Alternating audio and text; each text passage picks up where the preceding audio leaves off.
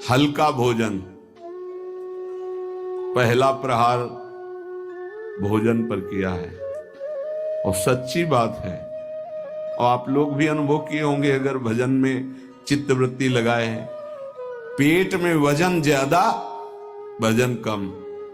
देख लो, आप खुद देख लो। हल्का भोजन, इतना हल्का कि आप भोजन पाकर बैठे और आपको महसूस ना हो कि आपके पेट में वजन है, इतना भोजन पाया।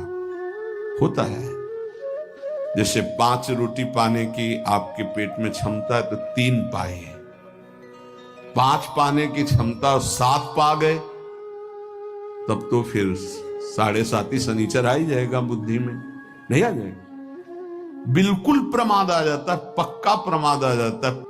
धन्यवाद है उन उपासकों को जो एक दिनचर्या में रहते हैं। हाँ ठीक है, 1 चम्मच खीर डाल दी, 1 पीस से डाल, बस दोबारा हमसे मत पूछना, बस वो अपनी निष्ठा में रहते हैं। ये आहार विहार ही भजन में सबसे ज्यादा सहयोगी है और बाधक भी है। हल्का भोजन लिख रहे हैं बाबा। हल्का भोजन मतलब सुपाच्य भोजन और आधा पेट भोजन। एक दिन चर्चा हुई थी, अगर याद हो पीछे, 400 ग्राम अन्न में 24 घंटे में बहुत स्वस्थ शरीर रह सकता है। केवल रसेंद्री फंसाए है, रसेंद्री। हमें लगता है कि अगर हमें जीवन उछाल उत्साहित और बहुत सात्विक रखना है तो हल्का भोजन। दूसरी बात, प्राण संयम। ये जो बहुत जल्दी जल्दी श्वासें चलती हैं, इससे भजन में बड़ा बाधा पड़ती है। एक आराम से श्वास खींचिए, कितनी बार राधा नाम जपते हैं, फिर आराम से छोड़िए, कितनी बार छोड़ते हैं। प्राणों का संयम आवश्यक है, इसलिए 2-3 प्राण वायु का संशोधन की प्रक्रियाएं हैं जिनको सबको करना चाहिए। ये प्राणायाम के अंतर्गत नहीं, हम भजन की बात कर रहे हैं। आराम से बैठ जाओ, इसे दोनों स्वरों से वायु खींचो, कोई हाथ वाथ लगाने की जरूरत नहीं, पूरी खींचा और एकदम छोड़ दो। 7 बार किया एक बार में, 4 बार ऐसा करो, आप देखना एक ये प्रक्रिया है, कोई हाथ लगाने की जरूरत नहीं। प्राणवायु का संशोधन, खींचा, रोक लिया, नाम जप कर रहे, एकदम प्राण व्याकुल, छोड़ दिया। एक ये है आंतरिक कुंभक और एक बाह्य कुंभक, खाली किया,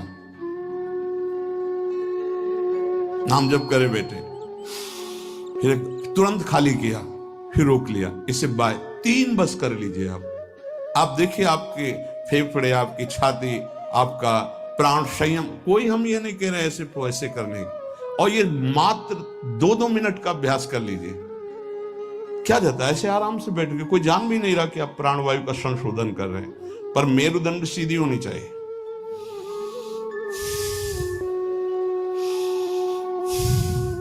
जितना अधिक खींच पाओ, अधिक छोड़ पाओ, 6 बार, 7 बार, 8 बार, बस, इससे ज्यादा नहीं।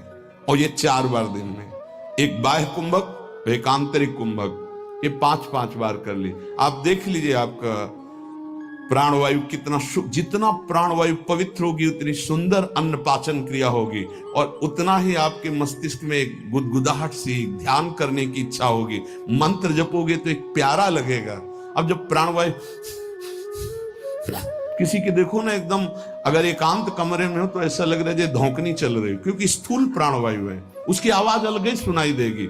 प्राणवायु का संयम, भोजन हल्का और प्राणवायु संशोधन कृपया जरूर करें, चाहे वृद्ध शरीर हो चाहे जवान शरीर हो, ये जरूरी है प्राणवायु का संशोधन।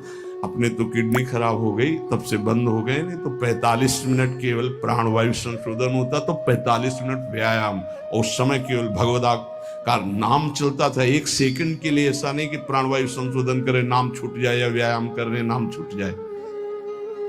तीसरा, कम बोलना, क्योंकि नाम चलाना है और सहनशील होना है। देखो, जब हम अपनी कमजोरी किसी से कहते हैं तो कमजोरी हम पर बढ़ती है और दूसरा हमारा उपहास करता है। इसलिए अपनी कमजोरी तो बोलनी नहीं, और कोई बात भी करने की जरूरत नहीं है। थोड़ा बारा व्यवहार में आवश्यक हो तो उत्तर दे दीजिए। कम बोलना सीखें। उपासक जब अपनी रहने पे रहता है तो हमें लगता है कि धन्यवाद का पात्र है जो अपने को जलाकर प्रभु के चरणारविंद तक पहुंच रहा है। बहुत कठिन विषय है, प्रणाम है उसको जो अपने को जलाकर आगे बढ़ रहा है। कम बोलना, तीसरा। चौथा, किसी से कोई भी इच्छा न रखना, न व्यक्त करना। ये दो महान सद्गुण आ जाएंगे, सहनशीलता और निरंतर भजन। किसी से कोई इच्छा, आप आज क्या पाएंगे? नहीं, आप क्या पाएंगे?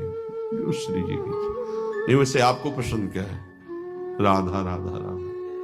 नहीं, भोजन में क्या पसंद? यही आहार है।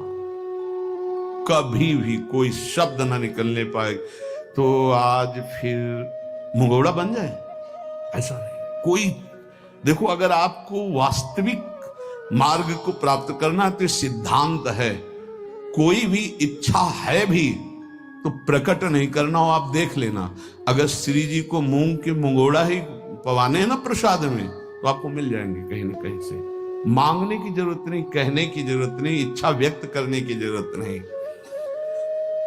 पांचवा, जो इंद्री बहुत लालायित हो गई और उसका विषय आ गया हो तो उसका संसर्ग ना होने देना। देखो, जैसे वो दो सद्गुण कठिन है तो उनको लाने वाले साधन भी बहुत कठिन है।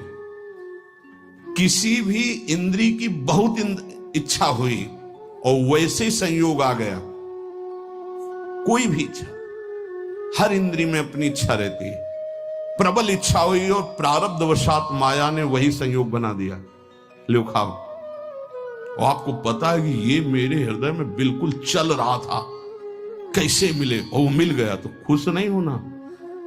बोले संसर्ग नहीं होने देना, पाने नहीं, हटा देना है। इतनी हिम्मत है। पहला लक्षण सहिष्णु, वो दूसरा निरंतर भजन। जो तुम्हारे, ये सब बातों में नहीं कहे, जिसकी प्रबल इच्छा थी हमारे अंदर और वही आ गया संयोग से, यही बात गुरुदेव ने बताई थी। बोले जो प्रिय वस्तु हो उसका संयोग इंद्रियों के संसर्ग में न होने पाए और उसको भोग लगा बांट दो। तो बाबा कह रहे किसी भी प्रिय बात, प्रिय वस्तु, वो इंद्रिय भोग जब उपस्थित हो तो उसका संसर्ग ना होने देना। इससे दो सामर्थ्य जागृत होंगी, निरंतर नाम जप और सहिष्णु, सहनशील। और वाणी पाठ और अपना जो संत समागम है, इसके सिवा अकेले रहने का स्वभाव बनाना। इसमें भी जो अपने प्रियजन परिवार के जन, उनको लगने लगता है अकेले बैठे क्यों रहता है।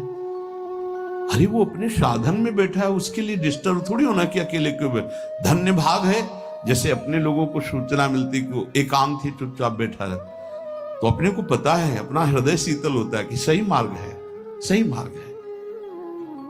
एकांत देश में रहने का स्वभाव होना, प्राणों का संयम होना, भोजन बहुत हल्का सात्विक होना, कम बोलना, किसी भी तरह से अपनी इच्छा को किसी के सामने प्रकट ना करना। अगर हमारे अंदर इच्छा, छठवां, अगर हमारे अंदर इच्छा आ ही गई है और उसके अनुसार प्रारब्धवशात संयोग बन जाता है उस भोग का, तो इंद्रियों का संसर्ग ना होने देना। इन 6 साधनों से ये 2 बात महान भक्त के अंदर आ जाएंगी कि वो सहनशील हो जाएगा और उसका निरंतर नाम जप चलने लगेगा। भक्त वही है जो प्रभु के नाम को परम धन, परम जीवन मानता है और हर समय ऐसे नाम जप में लगा रहता है जैसे संसारी पुरुष धन कमाने में। जो जितना भगवान नाम का संग्रह कर लेगा वो उतना ही उच्च भावना वाला बन जाएगा। भक्ति से क्या मिलता है जानते हो? भाव की ऊंचाई। बाजार में वस्तु का अगर भाव ना हो तो सड़ती रहती है, ऐसे ही भक्ति से भाव प्रकट होता है। भावहीन पुरुष सड़ता रहता है, नरकों में दुर्गति होती रहती है। अगर मनुष्य शरीर में भी है, वो विविध प्रकार की दुर्वासनाओं से सड़ता रहता है, जलता रहता है। और भक्त भावोत्सवेन भजताम रस काम धेनु, भाव में डूबा आनंद मगन रहता है। ये भाव कहां से आता है? जितना नाम रूपी धन एकत्रित करोगे उतना ही महंगा भाव आपके अंदर आ जाएगा।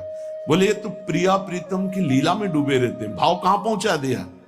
अभी कहां है? काम भाव, क्रोध भाव, लोभ भाव, अभी तुम्हारा भाव गिर गया। भाव उठाओ। तो बोले कहां है? बोले प्रिया प्रीतम के भाव में। बोले ये कहां है? बोले काम भाव में, क्रोध भाव में, लोभ भाव में। भाव ही सब कुछ है। भगवान को पुकार करके साक्षात सामने प्रकट करने की सामर्थ्य भाव में ही है।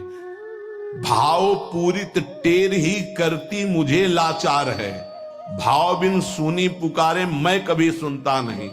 बात ध्यान करो, भाव सारा। और ये भाव कहां से आता है?